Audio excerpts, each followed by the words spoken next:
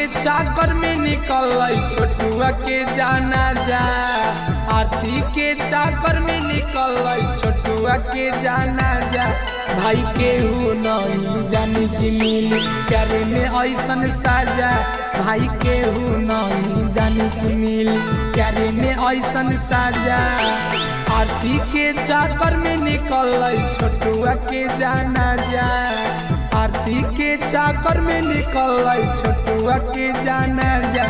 भाई केहू नहीं जानी कि मिली प्यार में ऐसन साजा।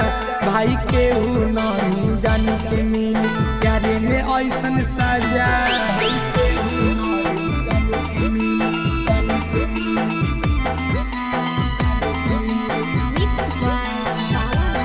भाई केहू नहीं जानी कि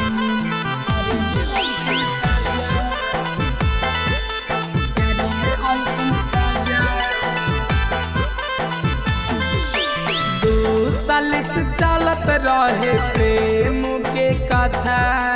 2 साल से चलत रहे प्रेम के कथा। 2 साल से चलत रहे प्रेम के कथा।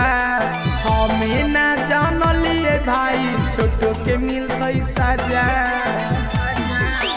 घर में बोला के ओकरा ले जनमा। छन भर में निकाल दिल छोटो के पारानामा। भाई केहू नहीं जानी कि मिली प्यार में ऐसन सजा। भाई केहू नहीं जानी कि मिली प्यार में ऐसन सजा।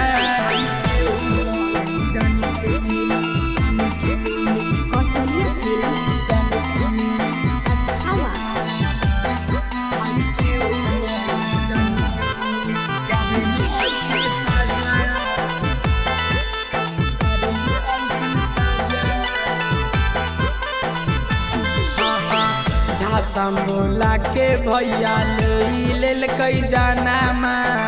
बिलख बिलख रोबै छोटा की बहिनामा।